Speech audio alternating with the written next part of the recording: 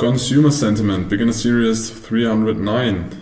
There is one more after this, the economic calendar, and then we finish with beginner series 300. We will step to volume profile. So you're close to the end of the beginner series. What is the consumer sentiment? So we just went through the business sentiment and why it is important and why it can be a leading indicator of an economy's health. What is the definition of consumer sentiment? It measures the confidence of consumers regarding their own financial situation and the overall economic outlook. Even we as humans, also as companies, plan sometime in the future. We decide to create a family or build a house or buy a car, depending on how safe we feel in the society, in the politics, how safe our job is, or how we assume our job is, how safe is the general economy we're living in. Why it matters? The consumer confidence impacts the spending habits, which drives economy growth, because if consumers don't spend, there are less people in the economy that consume, and for growth you need companies producing stuff but also selling stuff, because only producing does not create value. Maybe then you create products and services, but somebody needs to buy them. When sentiment is high, consumers are very likely to spend, so there's a lot of demand for the products or services companies offer. While sentiment is low, people are tending to save more money than spending. The key metrics are things like the Consumer Confidence Index, CCI, or the Michigan Consumer Index. Those are the most famous one, and the correlation is kind of high. It's just a basic example we implemented here because we want to tell you it is not important where you get the data from. Of course, the source should be reliable, but there are tons of out there, and there is not the one special service you should use. Just use any and display the data. As I already told you in the previous section, you can take different data and lay them above, or take the data and lay them above the asset and try to look for correlations or early indications. How is the consumer sentiment measured? Surveys and indices. So the Consumer Confidence Index is published monthly, and it reflects the consumer's perception of current and future economic conditions. The Michigan Consumer is also published monthly and is capturing the household sentiment. So how is the personal finances, how much are they in savings, and so on.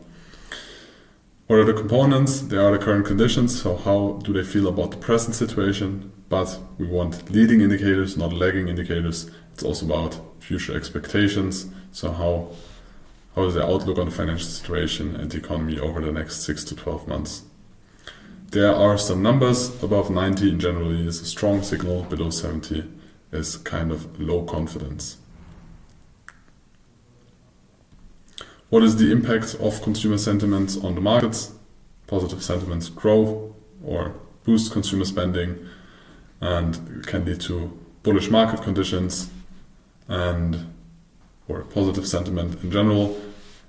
The impact on interest rates and inflation, so strong consumer sentiment can lead to economic overheating, because if there is less demand, if there is more demand than there is supply, prices rise, because you have more bidders that are willing to pay a higher price for a product, and then the inflation is rising because the companies can raise the prices because there is more demand than supply. So also in this case, when sentiment is too positive, central banks are likely to consider a rate hike to control inflation. High sentiment benefits sector like retail, travel, and luxury goods, because then the economy is good, the people are feeling safe, and they are likely to spend. So they spend in retail stores, they travel a lot because they have more free time, and they spend on luxury goods. When sentiment is low, investors tend to go on the more safe side, so defensive sectors like utilities and healthcare, so the basic needs of human life or an economy, to invest more in those sectors. Good to know, very high correlation. You can build fundamental strategies only around this, where you have a look or check in what market cycle. It's a very long-term investing process with only fundamentals and nearly no technicals, where you only analyze what is the current state of the economy and where is the big money flowing. Is it more passive or is it more aggressive? And a big part of this is the sentiment.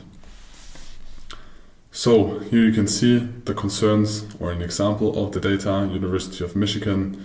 There are different concerns. I think since COVID, everybody of us had contact to inflation, or high interest rates. First inflation and then high interest rates.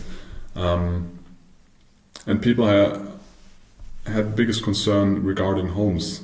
Second one was cars, and then the third one was durables. So with homes, because most people have credits, when interest rates rise, the payment for your credit is bigger, depending on the credit you have, but in a lot of times it is this case. Maybe, or very likely, this is the reason why there was such a big scare in the people, or negative sentiment regarding inflation and rising interest rates. So, now you understood the basics about the consumer sentiment, and we will finish beginner series 300 with the economic calendar, which will be in your daily routine, most likely.